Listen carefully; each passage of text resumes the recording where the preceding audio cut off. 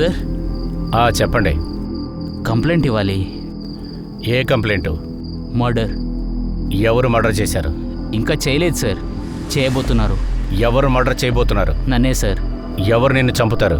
అది కనిపెట్టేదే మీ పని కదా సార్. నువ్వు నిజమే చెప్తున్నావా? అదే సార్ నా విధి.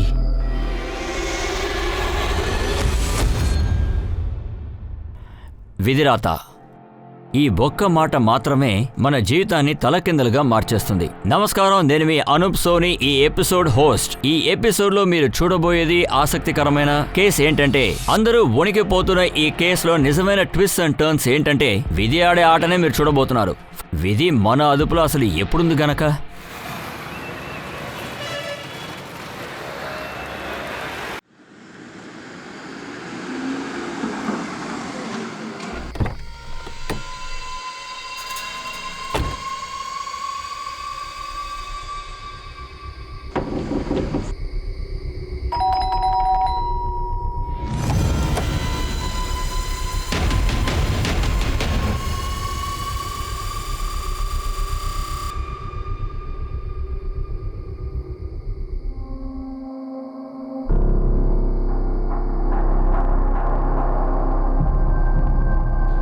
రీమా,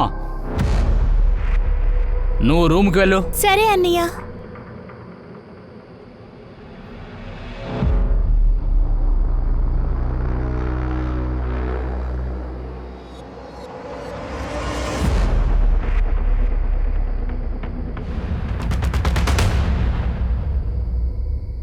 ఈ ఆయుష్ నడుచుకునేదాన్ని చూస్తుంటే మన కుటుంబం పరువే పోయేటట్టుంది. ఎవరి కుటుంబం? మాదా మీదా?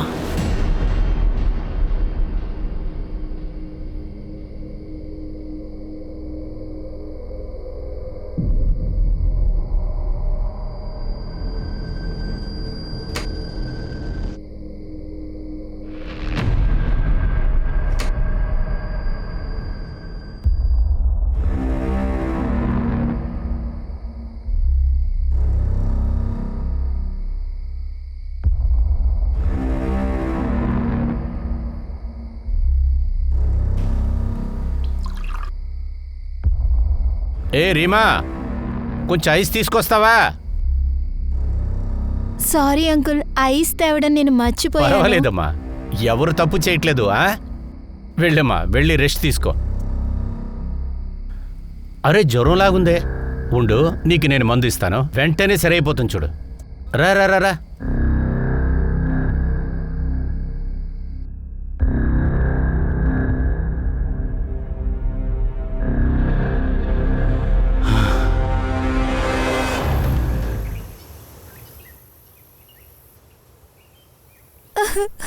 మమ్మీ, మోహిత్ చాలా మోసగాడు.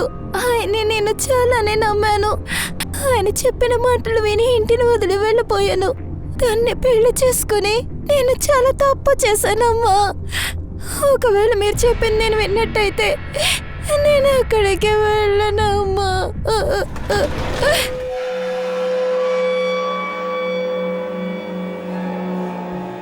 ఏంటి నందిని ఇదంతా? మన ఇద్దరి మధ్యలో కూడా జరిగింది, అందుకోసం ఇంటికి వచ్చేస్తావు ఇక్కడ? సరే పద, వెళ్దాం, మా ఇంటికి వెళ్ళిపోదాం. రా. లేదు, నేను చెప్తున్నాను కదా, రా ఇంటికి వెళ్దాం. చెప్తున్నాను కదా. నా చెల్లి నువ్వు బలవంత పెట్టకు. తను నా పెళ్ళాం, అర్థమైందా నీకు? వెళ్ళు, బయటికి వెళ్ళు. వెళ్ళు. ఒక్క నిమిషం. ఇప్పుడు నేనేం చేయబోతున్నాను మీకు చూపిస్తాను. మిమ్మల్ని ఎవరిని వదలను. ఓరా, బయటికి బొమ్మన కదా. ఓ, నేను ఎవరిని మీకు చూపిస్తాను. రా. హర్షనియా,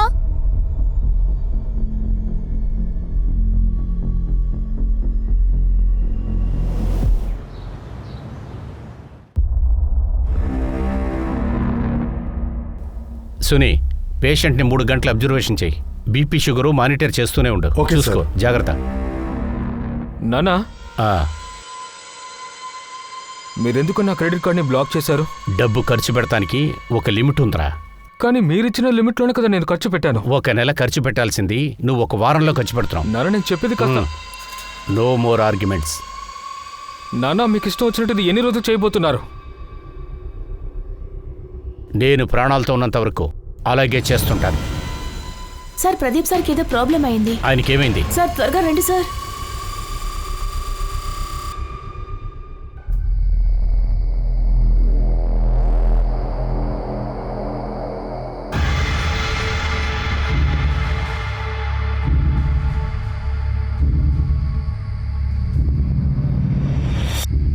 రావయ్యా, వెళ్ళి అక్కడ కూర్చొని మాట్లాడుకుందాం.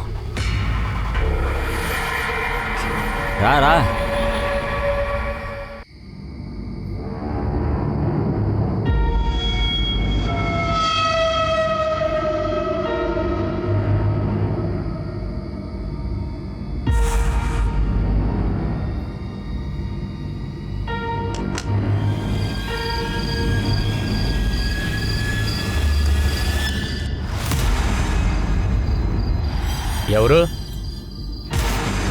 ఎవరు నువ్వు? ఏయ్, వెనక్కి వెళ్ళు. వెళ్ళమని వెళ్ళు. చెప్తున్నాను కదా. నువ్వా? అదేంటి లోపలేదో శబ్దం వినపడుతుందే. అరే శబ్దం కాదు, ఇంకేమీ కాదు. నీకు మత్తు ఎక్కింది అంతే. సైలెంట్ గా కూర్చొని తాగవయ్యా. అంత మత్తులేం లేదయ్యా. చాలా ఆపు, నేను ఎందుకైనా చూసొస్తా.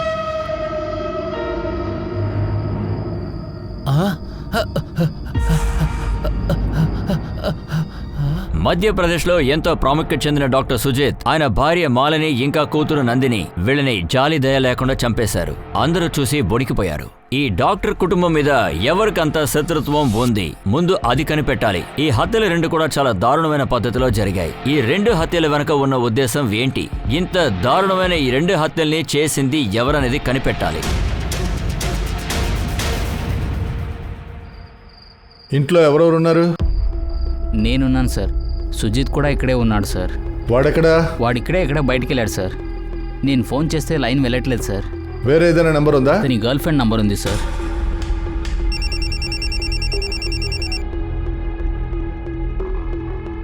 రాకేష్ అన్నా, చెప్పండి రాకేష్ అన్నా. సంచిత, ఆయుష్ వచ్చాడా?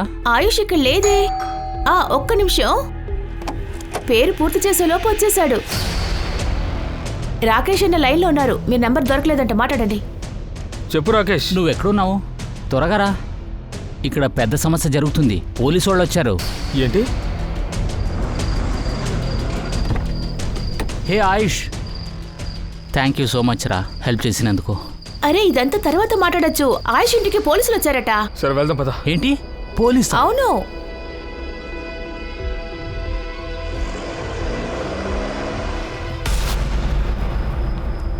సార్ ఇది ఇక్కడ కింద దొరికింది.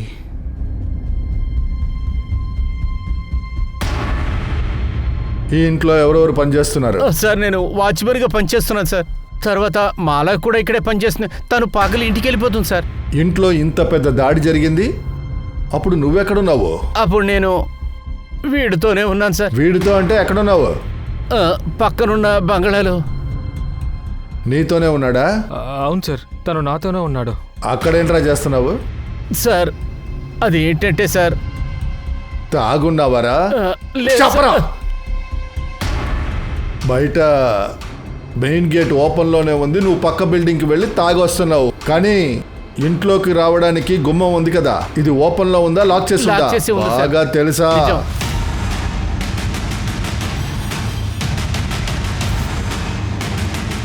తాళాలు ఎవరెవరి దగ్గర ఉంటాయి? రాజేష్ దగ్గరే ఉంటుంది సార్. ఓనరు సుదీప్ దగ్గర కూడా, అలాగే ఆయుష్ దగ్గర కూడా ఉంటుంది సార్. సార్ డాక్టర్ సుజిత్ తాళాలు ఆయన పాకెట్లోనే దొరికాయి సార్. ఇంకా ఎవరెవరి దగ్గర ఈ తాళాలు ఉన్నాయి? మేడం ఎప్పుడు ఇంట్లోనే ఉంటుంది. తర్వాత రంజని అక్కకి పెళ్ళైపోయింది సార్. అందువల్ల తాళం చేయి ఆవిడ దగ్గర ఉండదు. అబద్ధం ఆడద్దు. లేదు సార్, అబద్ధాలు ఆడతలేదు. ఇందులో వేరే ఏదో సమస్య ఉంది. ఇంట్లోకి వచ్చి వెళ్ళే దారి ఒకటి మాత్రమే. అయితే మహేదర్, నువ్వు ఒక పని చేయి, చుట్టుపక్కలంతా బాగా కనుక్కో. అలాగే ఎక్కడైనా సీసీటీవీ ఫుటేజ్ ఉంటే అది తీసుకొని రా, very urgent.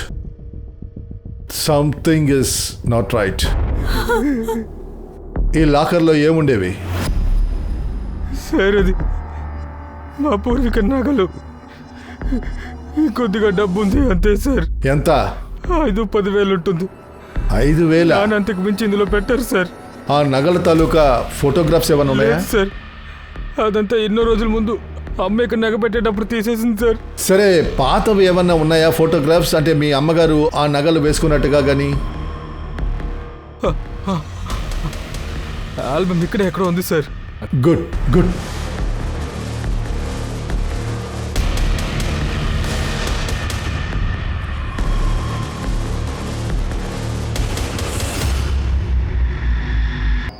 Family total report collect చేయి. ఒకవేళ ఏదైనా క్లూ దొరకొచ్చుగా. ఇంకో టీంని సుజిత్ హాస్పిటల్కి పంపించు. ట్రీట్మెంట్లో ఏదైనా సమస్య ఉందా అడుగు. ఇప్పుడు అటువంటి దాడి ఏదైనా జరగచ్చు. అక్కడ ఏదైనా తప్పు జరిగిందంటే పేషెంట్స్ డాక్టరే కారణం అంటారు, వాళ్ళని అటాక్ చేస్తారు. ఓకే, వెళ్ళండి. సార్,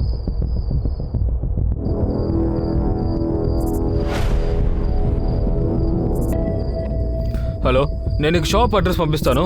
సాయంత్రం 7 గంటల నుంచి ఈ క్షణం వరకు మొత్తం సీసీటీవీ ఫుటేజ్ కావాలి.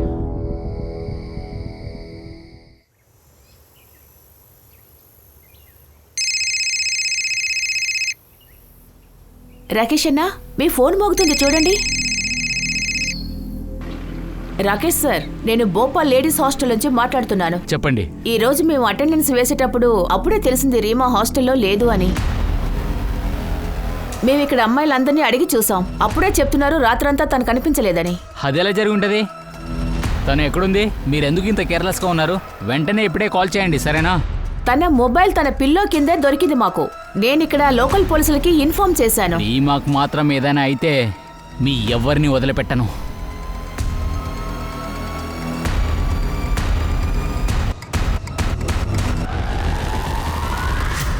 రండి సార్. జై హింద్.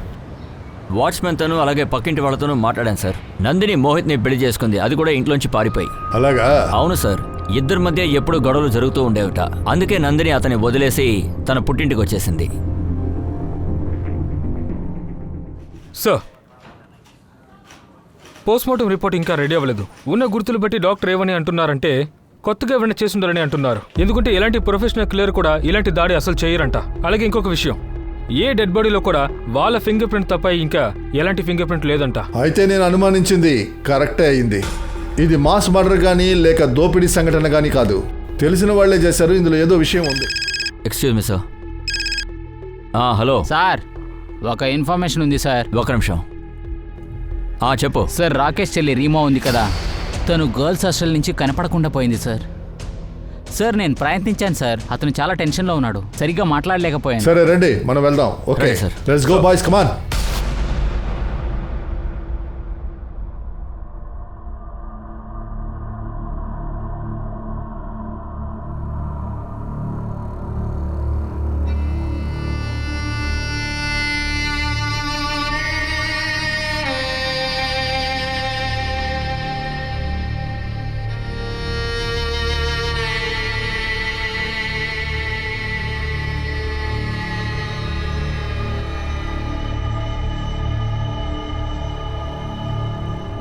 చూడు,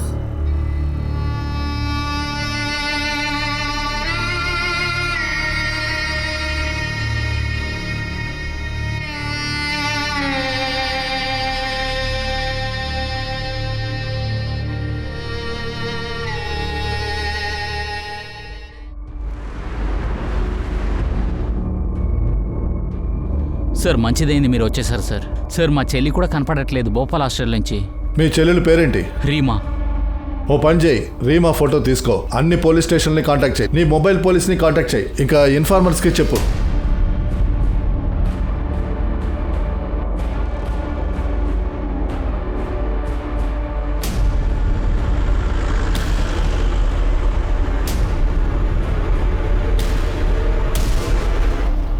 సార్ నమస్కారం. జై హింద్ బాబు. మీరు పోలీస్ ఇన్స్పెక్టరేనా? అవును బాబు. మీకు ఒక లెటర్. లెటరా? ఎవరిచ్చారు?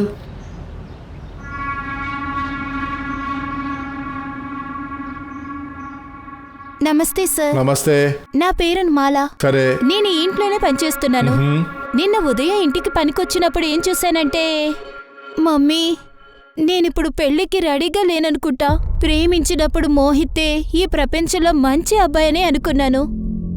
తను పెళ్లి చేసుకుంటే చాలా సంతోషంగా ఉంటానని అనుకున్నాను. కానీ కదే వేరేలా జరిగింది. అలా అయితే 1 సంవత్సరం నుంచి మీరు గొడవ పడుతూనే ఉన్నారా? లేదు మమ్మీ, అప్పుడు కూడా నేను చాలా సంతోషంగానే ఉన్నాను. కానీ ఇప్పుడే చాలా గొడవలు జరుగుతున్నాయి. ఆ సంతోషం కోసం ఈ ప్రపంచానికి ఒక ఛాన్స్ ఇచ్చి చూడు. కావాలంటే చూడు, ఈ సంతోషం మళ్ళీ తిరిగి వస్తుంది.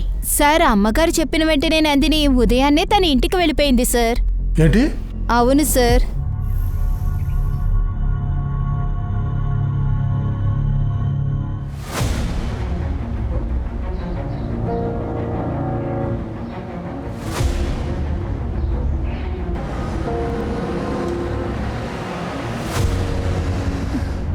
ఎక్స్క్యూజ్ మీ, చెప్పండి. మీరు నాకు లిఫ్ట్ ఇస్తారా? రండి కూర్చోండి.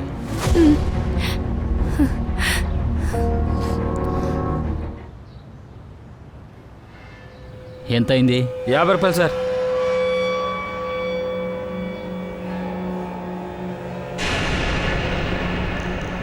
సార్ మీరేంటి ఇక్కడ? మీతో కొంచెం మాట్లాడాలి, వస్తారా? ఖచ్చితంగా లోపల రండి సార్. రండి సార్. సార్ నేను కొంచెం రాత్రి విడిగా ఉన్నాను కాబట్టి రండి సార్, కూర్చోండి సార్.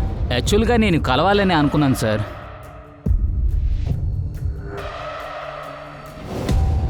నువ్వు వేసుకునే షర్ట్ ఇక్కడే పడుంది. నువ్వు నందినిని ఎక్కడ చూసావు, ఎప్పుడు చూసావు? సార్ అది నా వల్ల తప్పు జరిగింది సార్. నిన్న నందిని ఇక్కడ వచ్చింది సార్.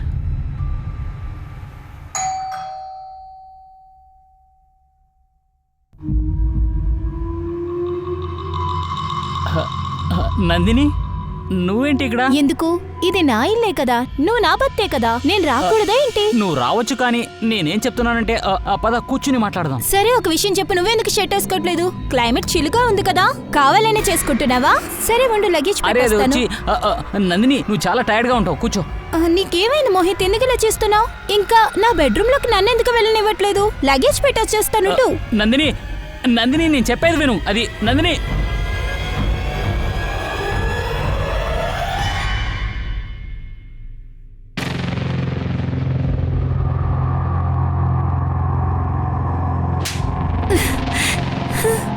నువ్వు ఇంత మోసం చేస్తావని నేను అస్సలు అనుకోలేదు. సార్ నేను అలాంటి తప్పు చేయకపోతే ఈరోజు నందిని అయితే ప్రాణాలతో ఉండేది సార్. ఇది ఎన్ని గంటలకు జరిగింది? అది మధ్యాహ్నం 2-3 గంటల అయి ఉంటుంది సార్.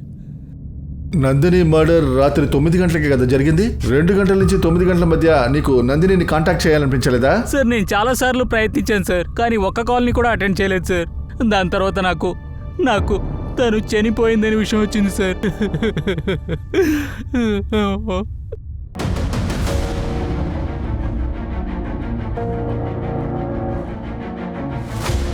మీరు బానే కదా ఉన్నారు? అవును సార్, డాక్టర్ సుజిత్ వాళ్ళ ఇంటి పక్కనున్న సీసీటీవీ ఫుటేజ్ మొత్తం కలెక్ట్ చేశాను సార్. చూపించు.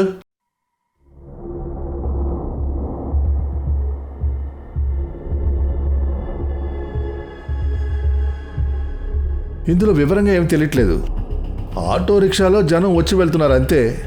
ఈ కేసులో దాగి ఉన్న మర్మం అన్క్లియర్గా ఉంది. ఓ పని చేయి, కేసులోని ప్రతి సంఘటనని ఒకదాంతో ఒకటి కలిపి చూడాలి. ఇంతవరకు మనకేం తెలిసింది? పోస్ట్మార్టం రిపోర్ట్ ప్రకారం చూస్తే ఈ మర్డర్ ఒక అన్ప్రొఫెషనల్ అమెచ్యూరే చేశాడు. కానీ జరిగిన రోజున ఇంటి వాచ్మ్యాన్ పక్కింటి వాచ్మ్యాన్తో మందు కొట్టాడు. తలుపులు తెరిసే ఉన్నాయి, కానీ ఫోర్స్ ఎంట్రీ అయినట్టుగా గుర్తులేమీ లేవు. లాకరు ఓపెన్లోనే ఉంది, నగలు కనిపించట్లేదు. ఎవరో దీనికి దోపిడీ సంఘటన రంగు పూద్దాం అనుకుంటున్నారు, కానీ ఉన్న ఎవిడెన్స్ సర్కిమ్స్టెన్స్ అన్నీ కూడా ఇవి తప్పని చెప్తున్నాయి. సరే, ఆ డాక్టర్కి ఇంకెవరితోనైనా విరోధంగానే ఉందా? లేదు సార్. హాస్పిటల్లో ఇంకెవరితోనైనా ఇంతకు ముందు గొడవ పడ్డా? సార్ నేను వెళ్ళి హాస్పిటల్లో ఎంక్వైరీ చేశాను. డాక్టర్ సుజిత్ సార్ని దేవుళ్ళ అందరూ చూస్తారు. సార్ ఎప్పుడు ఏ తప్పు చేయలేదు సార్. డయాగ్నోసిస్లోనూ సరే, ఆపరేషన్లోనూ సరే ఆయనకి 100% record sir. Doctor Sujith sir ఈ స్టాఫ్ ని చాలా బాగా చూసుకుంటారు. ఇన్ఫాక్ట్ తన ఫ్యామిలీ లాగే చూసుకుంటారు. డాక్టర్ అంటే హాస్పిటల్ స్టాఫ్ అందరికీ చాలా మర్యాద ఉంది సార్. సో సిడిఆర్ రిపోర్ట్ వచ్చింది. రిపోర్ట్ ప్రకారం చూస్తే ఆ సంఘటన జరిగినప్పుడు ముగిత్ తన ఇంట్లోనే ఉన్నాడు సార్. ఇంకా ఆయుష్ మొబైల్ స్విచ్ ఆఫ్లోనే ఉంది సార్. ఇంకా రాకేష్ ఆ క్షణమే ఇంటికి వచ్చాడు. టైమే కాస్త ముందు వెనకాల ఉంది. ఆయుష్ మొబైల్ అనుకోకుండా స్విచ్ ఆఫ్ అవ్వలేదు. ఓ పని చేయి, రాకేష్ ఇంకా ఆయుష్ని క్లోజ్గా వాచ్ చేయి. వాళ్ళ చెల్లెలు రీమా గురించి ఏమైనా తెలిసిందా? లేదు సార్, ఏం తెలియదు సార్.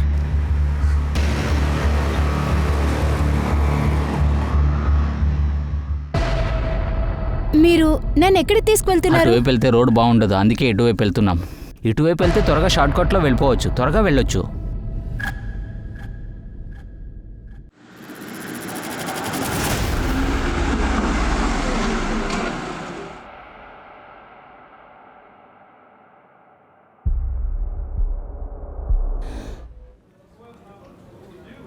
సార్ నేను లోపలికి రావచ్చా? రండి. జై హింద్ సార్. జై హింద్. నా పేరు పాండి, పలాసే పోలీస్ స్టేషన్ నుంచి సరే. వస్తున్నాను. డాక్టర్ సుదీప్ గారి కేసు గురించి మా దగ్గర కొన్ని ఇన్ఫర్మేషన్స్ ఉన్నాయి. సరే. ఏంటి ఆయుష్ తన మర్డర్ గురించి ఎన్సీ రాశాడా? కంప్లైంట్ రిజిస్టర్ చేశాను సార్. ఏం కంప్లైంట్? మర్డర్. ఎవరిని మర్డర్ చేయబోతున్నారు? నన్నే. ఆయుష్, చెప్పండి సార్. నువ్వు పలాసా స్టేషన్లో ఎన్సీ చేసావా? నీ ప్రాణానికి ప్రమాదం అన్నావా? ఎవరి వల్ల ప్రమాదం?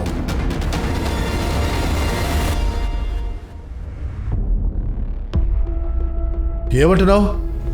నీకు డాక్టర్ సుజిత్ వల్ల ప్రమాదమా? అంటే ఒకవేళ డాక్టర్ సుజిత్ నిన్ను చంపుతారని నువ్వు అతన్ని చంపేశావా? లేదు సార్,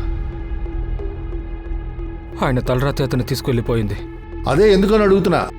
డాక్టర్ సుజిత్ మీ నాన్నే కదా, ఆయన ఎందుకు నిన్ను చంపాలి? ఆ విషయం నేను మీకు చెప్పలేను సార్. పర్వాలేదు, ఏదైనా సరే మేము కనిపెడతాం కదా. అన్ని రహస్యాలు బయటపడతాయి. మరణం గురించిన రహస్యం, నగలు దోపిడీ అయినది, అన్ని ముసుగుల్ని తీసి పారేస్తా. నిజం అప్పుడు బయటకు వస్తుంది చూడు. నేను అదే ఎదురు చూస్తున్నాను. కానీ నిజం మా చేతికొచ్చి చేరిందనుకో, అప్పుడు నీ పరిస్థితి ఏంటి? చాలా బాధపడతావు. బాధపడడానికి నా దగ్గర చాలా విషయాలు ఉన్నాయి సార్. అది మీకు చెప్పడం వల్ల ఎలాంటి ఉపయోగం లేదు సార్. ఆయుష్ దేన్నో దాస్తున్నాడు. వాడి ఫ్యామిలీలో ఏదో విషయం ఉంది, అందువల్ల వాడి గురించి ఎన్సీ ఇచ్చాడు. వాడు అన్ని విషయాలు చెప్పలేదు, కానీ చెప్పించాలి. All right, as soon as possible కనిపెట్టండి.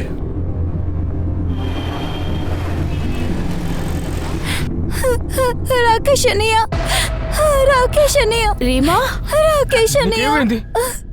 నువ్వు కనిపించట్లేదు. ఇంట్లో అందరూ ఎంత టెన్షన్ పడ్డామో తెలుసా? అంతా ఓకేనేగా? ఆయుష్ ఇలా చూడు.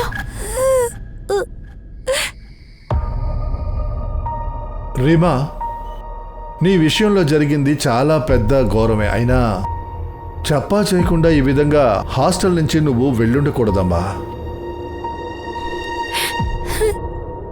టీవీలో న్యూస్ చూసిన తర్వాతే తెలిసింది ముగ్గురిని చంపేశారని. అప్పుడు నాకేం చేయాలో తెలియలేదు. చాలా కంగారుగా అనిపించింది. వార్డెన్ దగ్గర అడిగిన తర్వాత రాకేష్ అన్న వచ్చేంత వరకు వదలనని చెప్పారు. అందుకనే నేను ఎవరికి చెప్పకుండా పారిపోయాను. అమ్మా, అన్నీ సర్దుకుంటాయిలే. మేము ఉన్నాం కదా, we will take care of you. అమ్మా, నీ అన్నయ్య ఎక్కడమ్మా? సుజిత్ ఎప్పుడు వాడిని డాక్టర్ అని అనుకుంటున్నాడు. వాడికి నేను ఎంత సేవ చేసాను తెలుసా? చివరిదాకా అతను నాకు ఏది ఇవ్వలేదు. ఏదో అడుగు తినే వాళ్ళకి విసిరి లెక్క పెడుతున్నాడు. అతను ఆడినట్టుగా నన్ను ఆడమంటున్నాడు. ఇది చెయ్యి, అది చెయ్యి, అలా చెయ్యి, ఇలా చెయ్యి అని చెప్పేవాడు. రే, అతను నిన్ను నీ చెల్లెల్ని చాలా జాగ్రత్తగా పెంచాడు కదరా. ఈ రోజే అంతిమ సంస్కారం జరిగింది. నువ్వు అతని డబ్బుతో తాగి అతన్నే తిడుతున్నావరా? మంచిదాయనరా, చనిపోయాడు రా వాడు. నువ్వు మాట్లాడకుండా సైలెంట్గా ఉండు. డబ్బు కావాలి కదా నీకు? ఇదిగో తీసుకో, ఇదిగో ఇది పెట్టుకో. సంతోషమా?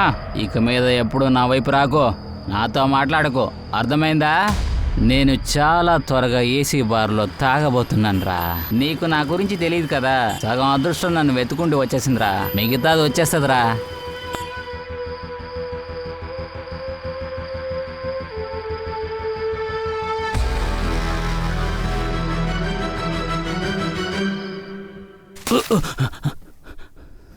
మత్తు దిగిందారా? ఇప్పుడు చెప్పు, బార్లో కూర్చొని ఎందుకు డాక్టర్ని తిడుతూ ఉన్నావు? సరే, సార్కి అంత డబ్బు ఎక్కడి నుంచి వచ్చిందో చెప్పు. సార్, సుజిత్ చాలా దారుణమైన మనిషి సార్. చాలా నీచమైన మనిషి సార్. నా చెల్లి రీమాకు మందులు ఇస్తానని చెప్పి స్లీపింగ్ టాబ్లెట్ ఇచ్చేస్తాడు సార్. సరే, నీకు నేను మందులు ఇస్తాను, వెంటనే సరైపోతుంది చూడు. రా రా రా రా. మధ్యరాత్రిలో అతని రూమ్కి తీసుకెళ్ళి అక్కడ ఇక్కడ అని చేయి పెడతారు సార్.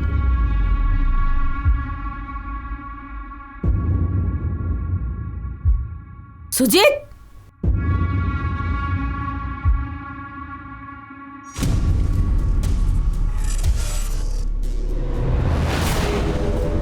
నీ చెల్లెల్ని ఎక్కడికైనా తీసుకువెళ్ళి పెట్టు. అదే గర్ల్స్ హాస్టల్ లాంటివి. అలాగే సుజిత్ ఇక్కడ ప్రవర్తించిన తీరు బయటకెక్కడా చెప్పకు. అందువల్ల ఆయన ఎక్కువగా నమ్మిన వారు మోసపోతారు. సార్, సుజిత్ క్యార్ చూసి వాళ్ళన్న ఎప్పుడు చూసినా తిడుతూ ఉంటాడు సార్. నాకు కూడా అలాగే అనిపించింది సార్. మరి డబ్బు? రీమా హాస్టల్ ఫీజుకి మాలిని అంటే డబ్బు ఇచ్చింది సార్. ఇప్పుడు రీమా హాస్టల్ నుంచి తిరిగి వచ్చేసింది. నేను ఆ డబ్బు తీసుకెళ్ళి తాగడానికి మొదలెట్టాను సార్. వీణ్ణి పంపించేయండి. చరిత్ర ఎప్పుడు కూడా ఒక కేసుకి అది చాలా ముఖ్యమైనది అవుతుంది. కేసులో ముఖ్యమైనది హిస్టరీనే కదా. అదే విధంగా డాక్టర్ సుజిత్ హిస్టరీని కొంచెం బయటికి తీసినప్పుడు పోలీసులందరికీ షాకింగ్ గా ఉంది. ఇప్పుడు ఈ కేసులో సంబంధం ఉన్న ప్రతి ఒక్కరి ముసుగు తొలగబోతోంది. అందరూ కూడా వాళ్ళ మొహానికి ఏదో ఒక రకమైన ముసుగేసుకుంటున్నారు. ఎవరి మొహం నిజమైనది, ఎవరిది డమ్మీ, ఇది కనిపెట్టడం పోలీసు వాళ్ళకి పెద్ద సవాలుగా మిగిలింది. అందరికీ కూడా వాళ్ళ లక్ష్యాలు ఉన్నాయి. నిజం ఎవరు చెప్తున్నారు, అబద్ధం ఎవరు చెప్తున్నారు, అది తెలుసుకుని నిజమైన హంతకుడు ఎవరో తెలుసుకోవడానికి పోలీసులకి పెద్ద ఛాలెంజ్ అయింది.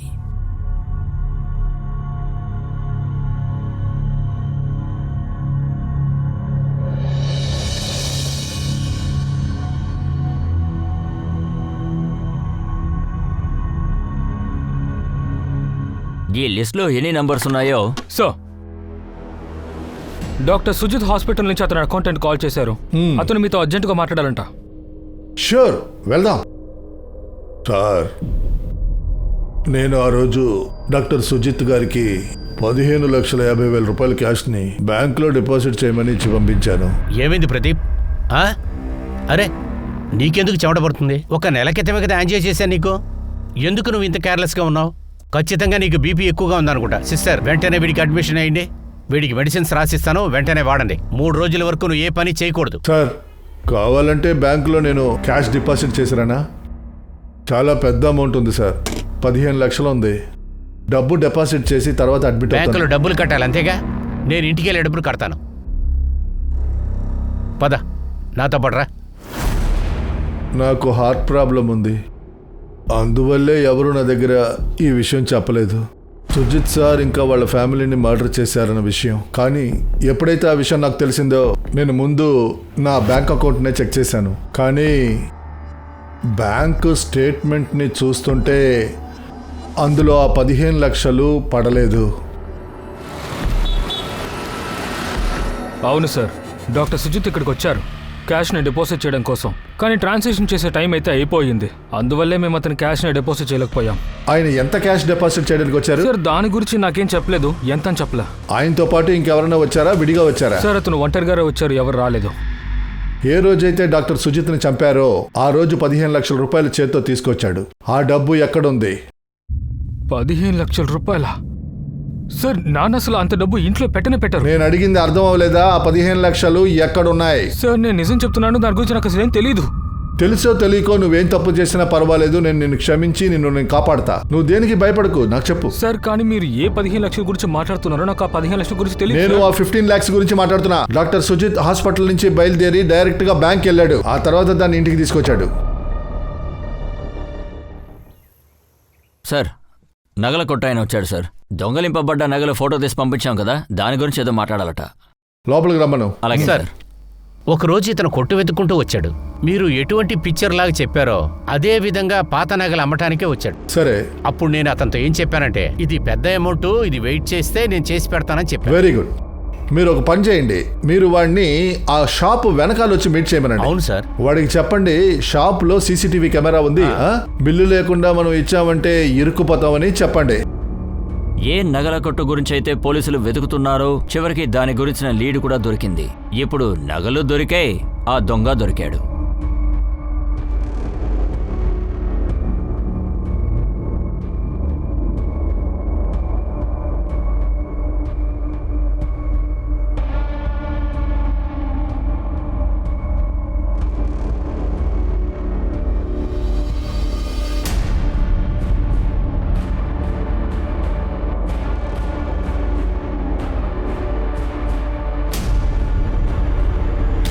నగలు తీసుకొచ్చావా?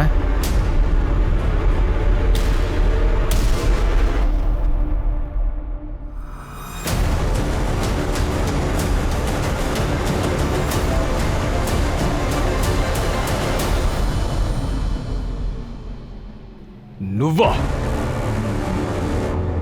నువ్వు ఆ నగలు దాంతోపాటు క్యాష్ను కూడా నువ్వు దోపిడీ చేశావు. దోపిడీ చేయడం మాత్రమే కాకుండా ఆ ఇంటికి చెందిన ముగ్గురిని చంపేశావు. దానికి నీ చెల్లెలు కూడా నీకు తోడుగా ఉంది. సార్ నేను అక్కడ ఉండే నగలు మాత్రమే తీసుకొచ్చాను సార్. నేను ఎటువంటి మర్డర్ చేయలేదు సార్. అది కాకుండా డబ్బు తీసుకోలేదు సార్. అక్కడ అస్సలు డబ్బు లేదు సార్. సార్ నేను రీమాని భోపాల్ హాస్టల్లో వదిలేసి వచ్చేటప్పుడు సార్ నేను ఎలాంటి మర్డర్ చేయలేదు సార్. నమ్మండి సార్, నేను మర్డర్ చేయలేదు సార్. వీడిని విచారించాల్సిన స్టైల్లో విచారించండి, మర్డర్ స్టైల్లో విచారించండి. రాకేష్ థింగ్స్ అన్ని చెక్ చేయండి, వాడి చెల్లెల్ని చెక్ చేయండి. రాకేష్ ఎక్కడికి వెళ్ళాడు, ఎవరిని మీట్ చేశాడు, ఎక్కడెక్కడికి వెళ్ళాడు, ఎవరెవరిని మీట్ చేశాడు, అన్ని డీటెయిల్స్ నాకు కావాలి. క్యాష్ ఎక్కడో దాచాడాడు. సంచిత ఇంటిని చెక్ చేయి, ఆ 15 లక్షలు ఎక్కడ పెట్టాడో కనిపెట్టు. ఈ కేసులో చాలా పెద్ద ట్విస్ట్ అనేది ఆ 15 లక్షల రూపాయలే. సిడిఏ రిపోర్ట్ ప్రకారం మర్డర్ జరిగిన రోజున డాక్టర్ సుజిత్ మూవ్మెంట్స్ ఎలా ఉన్నాయి? సార్ డాక్టర్ ముందు హాస్పిటల్ నుంచి బయలుదేరి బ్యాంకుకి వెళ్ళారు సార్. ఆ తర్వాత ఆయన ఇంటికి వెళ్ళారు సార్. ఆయన ఇంట్లో నగలు ఉంచాడు కదా, ఆ విషయం రాకేష్ కి తెలుసు, ఆయుష్ కి తెలుసు. రాకేషే దోపిడీ చేశాడు, కానీ ఆ క్యాష్, ఆ 15 లక్షల రూపాయలు మనకి రాకేష్ దగ్గర నుంచి దొరకలేదు, ఆయుష్ దగ్గర నుంచి దొరకలేదు, సంఘటన జరిగిన రోజున వచ్చిన మోహిత్ దగ్గర నుంచి దొరకలేదు. ఒక పని చేయి మహేందర్, హాస్పిటల్లో బ్యాంకులో ఉన్న సీసీటీవీ ఫుటేజ్ని ఇమీడియట్గా చెక్ చేయి. సార్ మీరు అనుమానించింది నిజమే సార్. డాక్టర్ గారి ఇంట్లో చాలా రకాల కన్ఫ్యూషన్స్ ఉన్నాయి. యాక్చువల్లీ ఇతని ఫ్యామిలీలో ఒక రహస్యం ఉంది సార్. అదేమి రహస్యం? ఆయుష్ సుజిత్కి పుట్టినవాడు కాదు. అతని భార్యకి వేరే అఫైర్లో పుట్టినవాడే వీడు. సుజిత్ వాళ్ళ నాన్నగారు హాస్పిటల్లో సీనియర్ డాక్టర్గా ఉండేవాడు. మాలిని తన ప్రేమికుడు వల్ల ప్రెగ్నెంట్ అయింది. వాడు కూడా పారిపోయాడు. కుటుంబ పరువు కాపాడడం కోసం మాలిని వాళ్ళ నాన్న సుజిత్కి పెళ్లి చేసి పెట్టారు. సుజిత్ కూడా ప్రాపర్టీకి ఆశపడి మాలినిని పెళ్లి చేసుకున్నాడు. సుజిత్ మాలినిని సంతోషంగా చూసుకుంటానికి ట్రై చేశాడు, కానీ అదంతా నటనే. కానీ ఆయన మాలిని డబ్బు పెట్టుకొని ఆయన ఎంజాయ్ చేస్తూనే ఉన్నాడు. తర్వాత ఆయన వీల్నామా రాయటం కోసం పిలిచాడు. నేనే ఆ వీల్నామా రాసిచ్చాను. ఆ వీల్నామా ప్రకారం చూస్తే 25 సంవత్సరాలు అయిన తర్వాత ఆయుష్ టోటల్ ప్రాపర్టీకి సొంతవాడైపోతాడు. కొన్ని రోజుల తర్వాత మా నాన్నగారి ఫ్రెండు ఈ లోకం నుంచే వెళ్ళిపోయాడు. సుజిత్కి ఈ వీల్నామా గురించి తెలిసింది. ఆ క్షణం నుంచే అతను ఆయుష్ని మాలిని విరోధులుగా చూస్తున్నాడు. ఇదంతా నాకు తెలుసు సార్. మీకు కూడా ఈ విషయం తెలుసుని నాకు తెలుసు.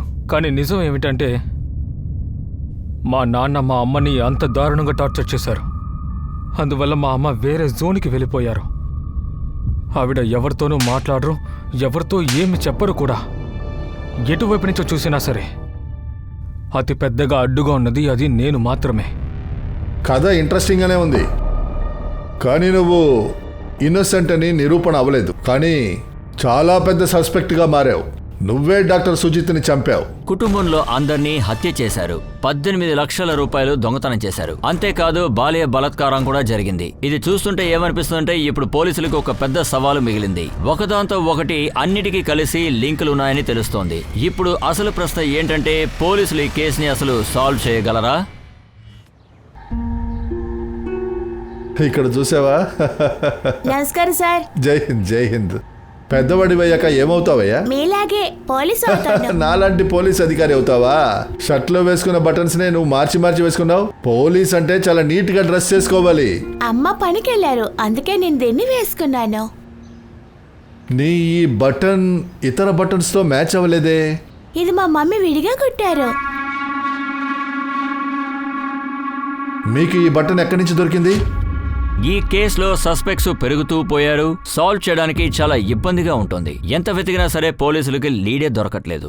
నేరస్తుడు ఈసారి చాలా తెలివిగా గేమ్ ఆడుతున్నాడు. మన పక్కనే ఉంటూ కళ్ళల్లో మట్టి పోస్తున్నాడు. నీ షర్ట్ ఇక్కడ ఉంది సార్. ఈ బంగ్లా కాంపౌండ్ వాల్ దగ్గర ఈ డ్రెస్ ఆనవాళ్ళు ఉన్నాయి సార్. అందులో బటన్ బాగుంది, అందుకనే అది తీసుకున్నాను. ఆ క్లాత్ ఇంకో పీస్ ఎక్కడ? బటన్ తీసుకుని నేను అక్కడ విసిరేశాను. అయితే వెళ్ళి దాన్ని తీసుకురండి. ఇదిగోండి సార్. సరే మీరు వెళ్ళండి.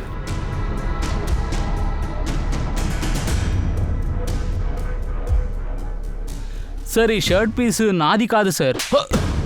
ఫోరెన్సిక్ డిపార్ట్మెంట్ నుంచి ఒక విషయం నిరూపణ అవుద్ది. ఈ పీస్ ఇది నీ షర్టులోనిదే.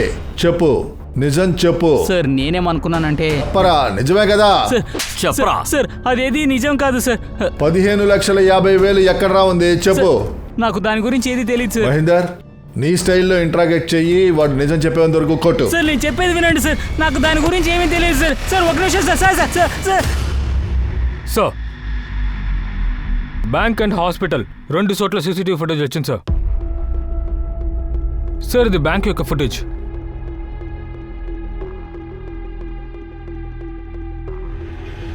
వాడిక్కడేం చేస్తున్నాడు? ముందు వాడిని లేపు, తర్వాత ఈ CDR రిపోర్ట్ తీసుకో, అది చాలా urgent. Sir sir sir sir నన్నెందుకు ఇక్కడ తీసుకొచ్చారు? నేనేం తప్పు చేశాను? ఏం చేశావా? నువ్వు ఆ డబ్బు దొంగలించావు.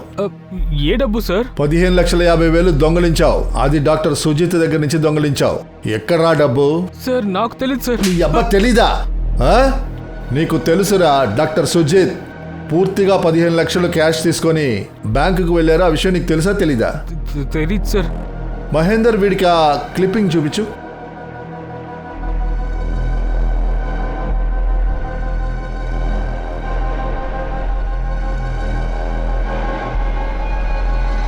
చెప్పరా, నువ్వు అప్పుడు అక్కడ ఏం చేసావురా? సుజిత్ ఇంట్లో. సార్ అది నేను అక్కడికి వెళ్ళనే లేదు సార్. మా దగ్గర మొత్తం ఎవిడెన్స్ ఉంది, అర్థమైందా? టైం, లొకేషన్ అన్నిటికీ. నీ మొబైల్ తానుగా నడుచుకుంటూ వాళ్ళ ఇంటికి వెళ్ళలేదు కదా? చెప్పరా, చెప్పు. సార్ సార్ నన్ను కొట్టకండి సార్, నేను చెప్పేస్తాను. కొట్టచ్చు సార్, నేను మీకు చెప్పేస్తాను సార్, మొత్తం అంతా మీకు చెప్పేస్తాను సార్. కొట్టచ్చు సార్. సార్ నాకు మందు కొట్టడానికి, డ్రగ్స్ కొట్టడానికి, అలాగే అమ్మాయిల కోసం డబ్బులు ఖర్చు పెట్టడం నాకు చాలా పిచ్చి సార్. అలాగే నాకు చాలా లోన్స్ ఉన్నాయి. నేను ఎవరి దగ్గర లోన్స్ తీసుకున్నానో వాళ్ళు నన్ను చంపడానికి సిద్ధమైపోయారు. నన్ను చంపుతారని వాళ్ళు బెదిరించారు సార్. సార్ నేను బాగా టెన్షన్ అయ్యాను. నాకేం చేయాలని అసలు అర్థం కాలేదు. ఆ టైం సుజిత్ దగ్గర అంత డబ్బుల్ని నేను చూడగానే ఆ మొత్తం డబ్బంతా నాకు దొరికితే నా ప్రాణాన్ని కాపాడుకోవచ్చు అనుకున్నా. నేను రాజేష్ని చాలాసార్లు కలిశాను. అతను తన ఇంటి తాళాన్ని, అతని కారు కీచైన్తో పాటే ఆ తాళాన్ని కూడా పెట్టుకుంటారా. అప్పుడే నేను ప్లాన్ చేశాను సార్. ఏదో ఒక విధంగా ఐషు కార్ని నేను తీసుకున్నాను. ఎవరు లేని ప్రదేశంలో కార్ని పార్క్ చేశాను. నేను కత్తి తీసుకున్నాను. మంకీ క్యాప్ వేసుకుని సుజిత్ అంకుల్ ఇంటికి చొరబడ్డాను. తాళంతో తలుపు తెరిచాను. తిన్నగా అతని రూమ్కి వెళ్ళాను. నేను తలుపు తెరిచి చూసినప్పుడు ఎదురు చూడని విధంగా సుజిత్ అంకుల్ అక్కడే ఉన్నారు. ఏయ్, వెనక్కెళ్ళమని చెప్తున్నానుగా. నువ్వా? ఎన్నాళ్ళ నుంచి ఈ పని చేస్తున్నావు? రేయ్ పోరా! అతను నా ముఖాన్ని చూశాడు సార్. ఆ సమయంలో అతన్ని నేను చంపకపోతే అప్పుడు తను అందరికీ నా పేరు చెప్పేస్తాడు. కాపాడండి, కాపాడండి నందిని! అతను చంపాల్సిన పరిస్థితి వచ్చింది సార్. ఇవ్వను. ఆ బ్యాగ్ నాకు ఇవ్వు. నేను ఇవ్వను. ఇవ్వు. నేను ఇవ్వను ఇవ్వమంటున్నాను కదా.